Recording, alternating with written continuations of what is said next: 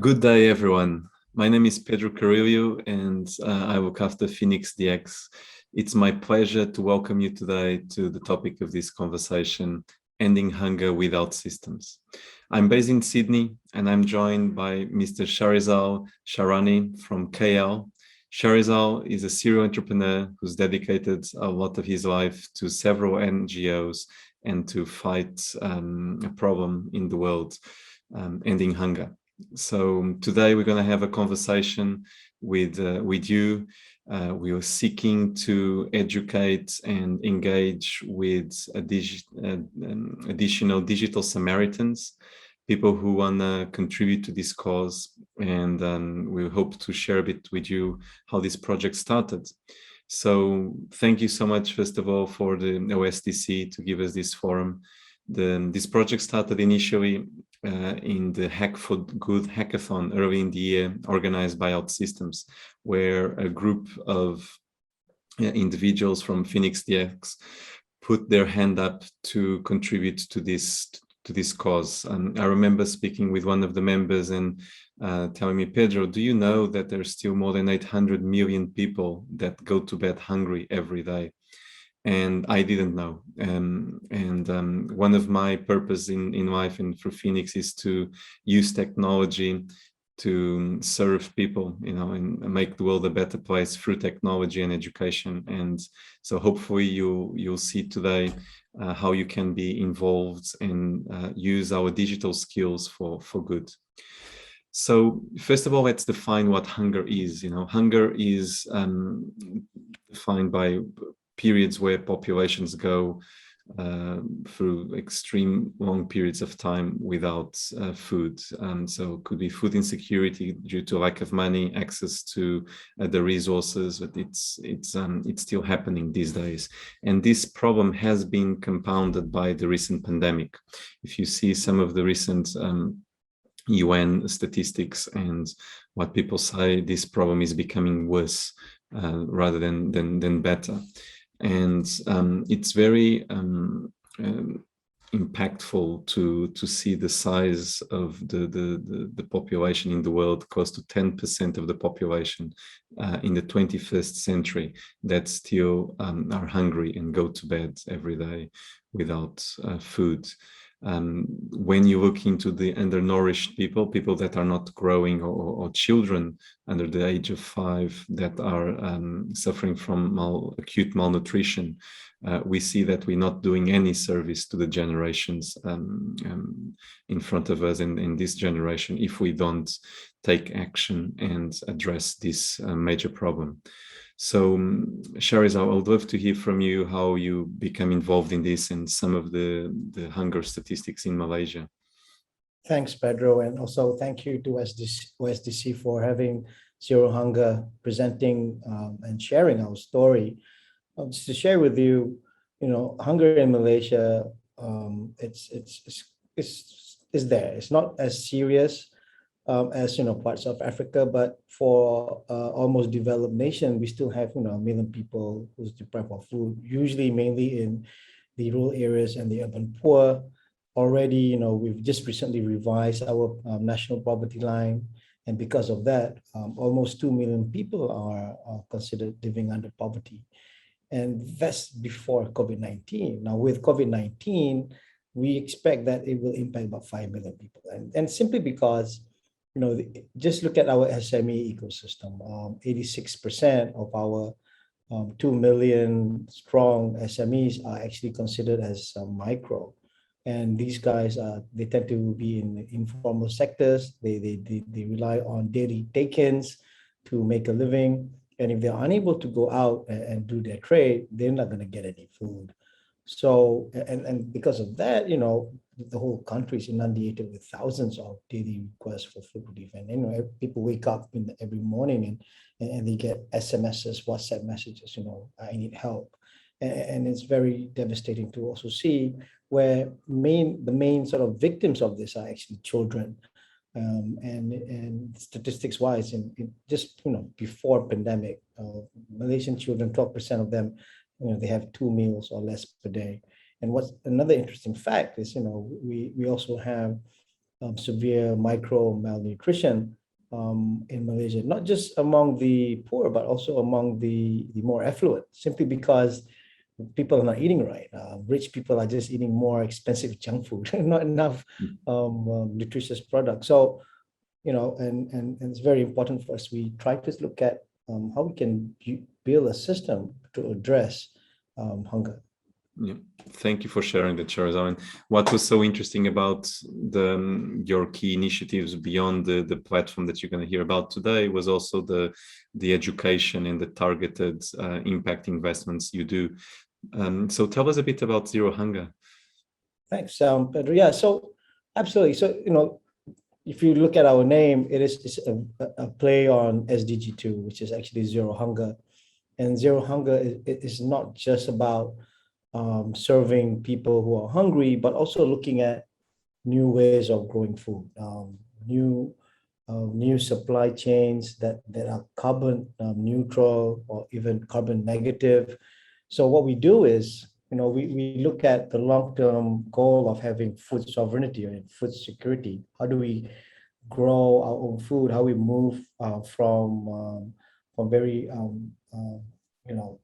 very carbon negative meat eating habits to more plant-based diets. Then in between, we look at gaps within the food banking system. So how do we look at, today, if you look at your food pack, they contain a lot of dry food. They're nutritious, but sometimes all fortified, not really natural. How do we convert that to more, stable shelf proteins, more fresh vegetables from your community farms? So having a platform actually helps to build all that. And that's the focus of our talk today, about how Zero Hunger is developing, or now has developed with OutSystems, a platform to help make food relief operations more effective. So what does it do? So we identify hunger spots. We want to give the aid to the right people in a timely manner with dignity. How do we manage relief? The NGOs today, sometimes they service one family 3-5 times over, while there's many other families who don't get any food aid at all. So how do we do that using a system? How do we then also give confidence and comfort to donors who want to see some kind of transparent real-time fund flow from various programs? And ultimately, what we want to do is, how do we then break down all these silos, right, between NGOs who sometimes don't want to share data, within government agencies, within donors? How do we create an ecosystem where everybody comes together, and that comes to our last outcome, right? When everybody comes together, the idea here is we'll be able to then create a win-win situation and have more effective allocation of resources. Thank you for sharing that, Charizal. The word you used, ecosystem, is one of the most exciting ones in the Zero Hunger project and the work you are doing. When I first got exposed to the complexity of the supply chain of food distribution and relief, and that coordination and the number of parties involved, it's a pretty complex operation. And can you tell us a bit about that and a bit more? Absolutely, and you're absolutely right. The food relief ecosystem globally, it's very complex. I mean, for you to send bread to Africa, it's a multi-billion-dollar business for some.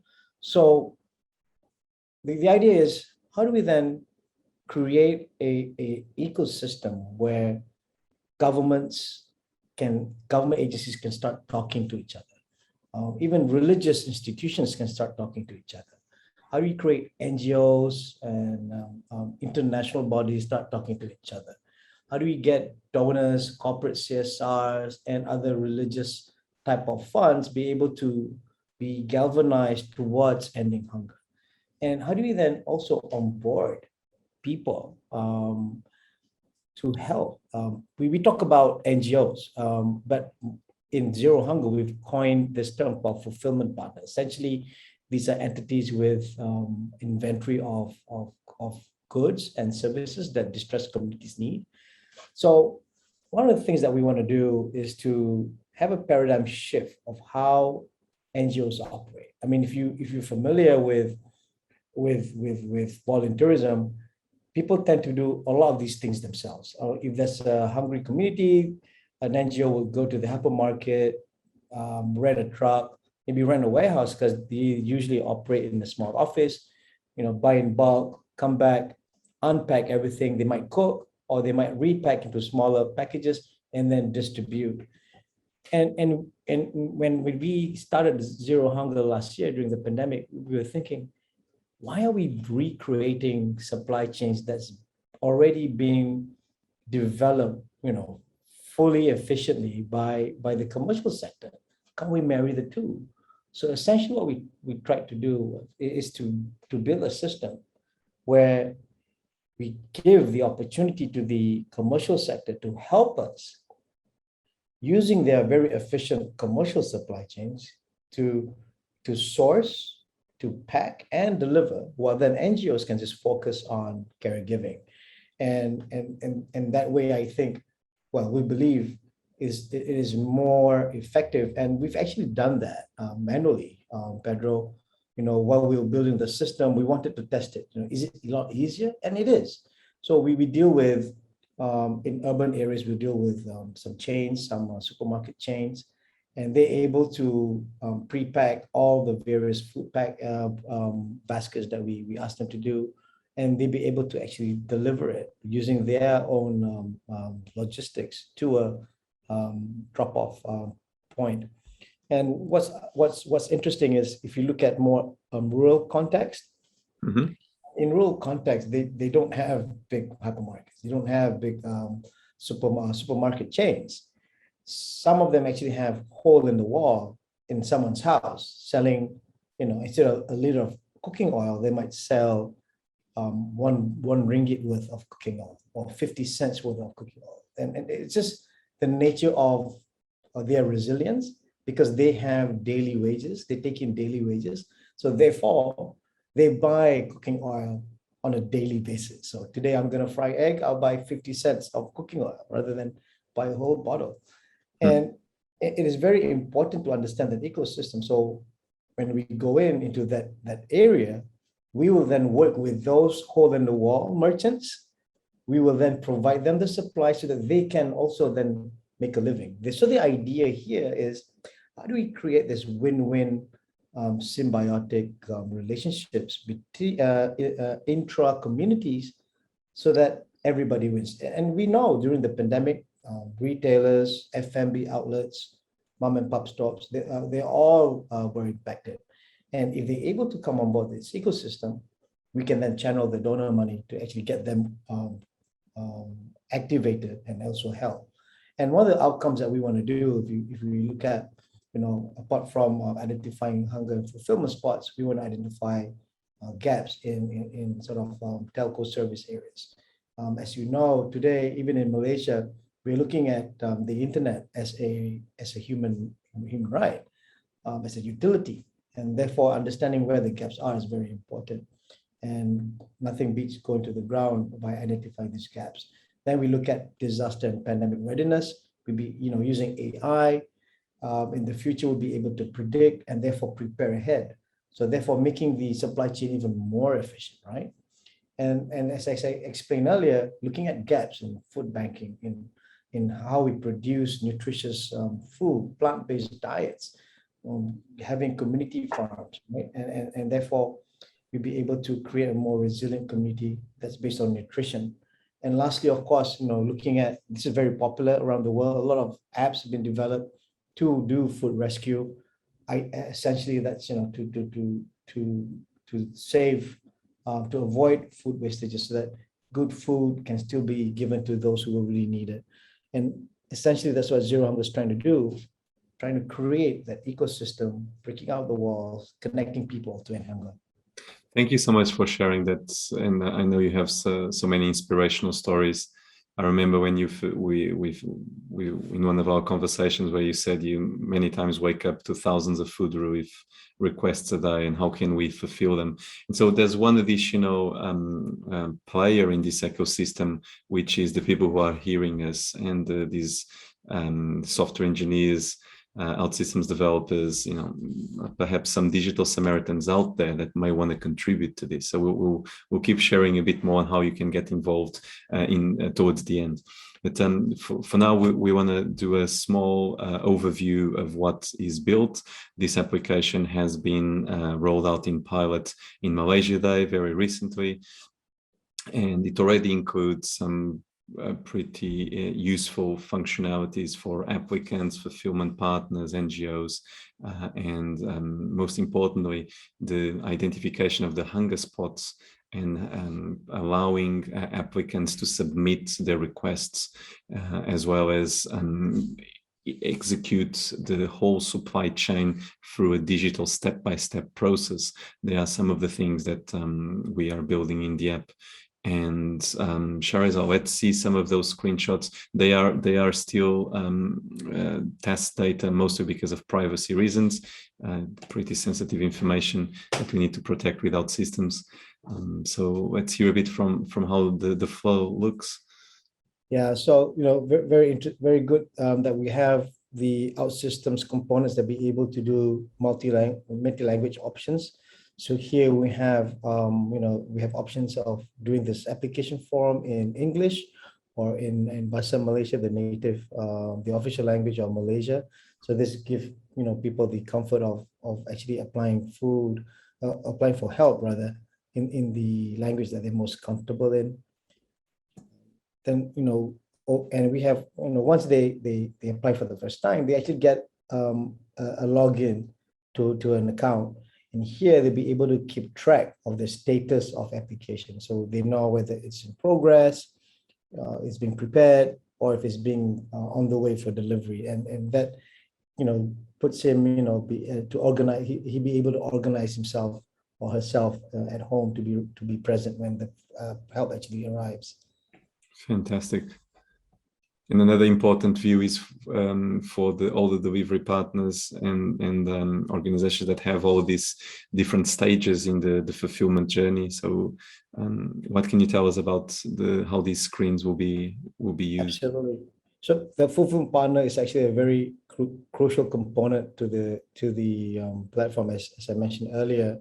So usually what happens in a crowdsourced sort of data environment where you have plenty of demand and many supply, people who want to help will have to look, like a needle in a haystack of, who they want to help. But through the platform, you'll be able to specify the radius of help from your office that you want to sort of serve. So therefore, when you wake up and you log in, you'll be able to see the new request. That's what you see earlier around within that radius. So this gives you, an idea who in your community actually need help, and you have some access to some details and data of what they want, what they need, who they are, and you'll be able to assess whether you can help this guy or not, depending on the kind of inventory that you hold. Thank you for sharing that. And one of the most also useful features is, you mentioned data analytics in the past, is exposing some of the real problem in the areas that are not being fulfilled, so that more partners and the government can help. So what can you tell us a bit about this, Shahrizal?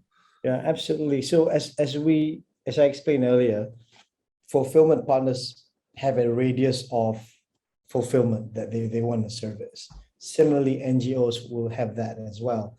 And as we define NGOs as the caregiver of the community, what will happen is that we will be able to see white spots or white spaces where there's no support, either with fulfillment partner or NGO. And mind you, a key component of this could be the government as well, because the government are also caregivers and they are also fulfillment partners. In Malaysia, they're the biggest player in this space. Pre-pandemic, they actually spent 1.6 billion ringgit per year in food relief alone. And and last year they spent 15 billion on cash transfers just to help the below 40% of the population who are very distressed because of the pandemic. So having them on board, then we will definitely be able to create this ecosystem where if the government has given help, every other NGO will know. So then NGOs can then focus on other people that hasn't received help.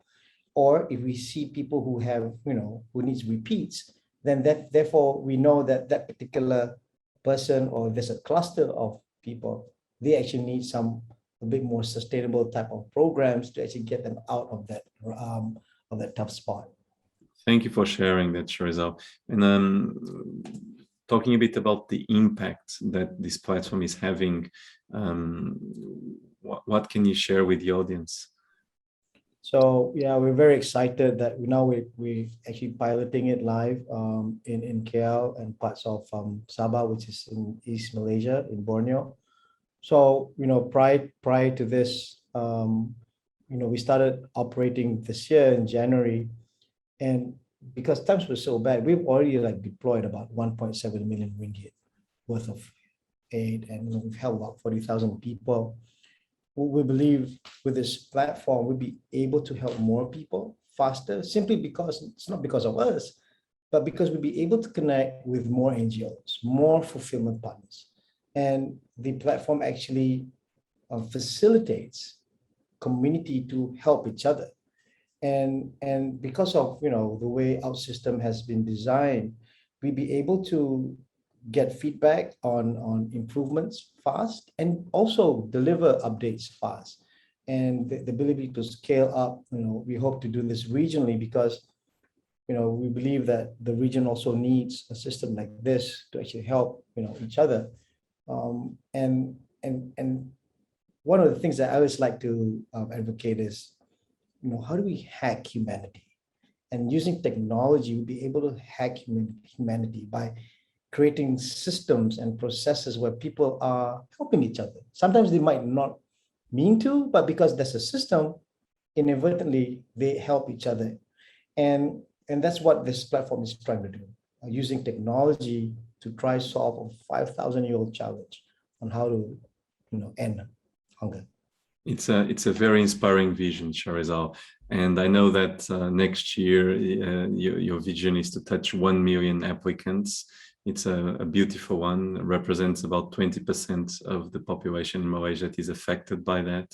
We through the technology support that we can provide, I've been doing OutSystems for 16 years, and I always say this is one of the platforms where you can do more and more with less resources too. So it's a very efficient way of contributing. So one of the asks that we had for the audience is if there's more people interested in the mission of ending hunger, get in touch, get involved. There's a beautiful quote that Sharizal likes to say: no one can help everyone, but everyone can help someone. If I could just add on this, this term digital Samaritan, everybody seems to think that it's actually about the platform, about it is a platform that digitally connects Samaritans together. But people forget the developers are actually the first in line to be termed as digital Samaritans, because with the partnership that we have with OutSystems and Phoenix, they are the ones, the real digital Samaritans, who actually help build this project. And therefore, as what you said, we really like to get other people involved and become the new digital Samaritans that further add up and improve the system, Pedro. No, thank you for sharing that, Sharizal. We're extremely proud of all the people in Phoenix and in Zero Hunger that we've worked with to make this a reality, but we're just starting. And so we need more support. We would like to crowdsource the efforts of developing. And so if there's people who share of a similar ethos and mission to end hunger, please get involved. The email of End Zero Hunger is there. We're looking for additional developers and people that can continue to evolve and deliver this platform for more people and more regions. So thank you so much. It's been a pleasure sharing this opportunity with you, Sharizal, and I'm energized daily for your mission and what you do. Thank you. Thank you so much.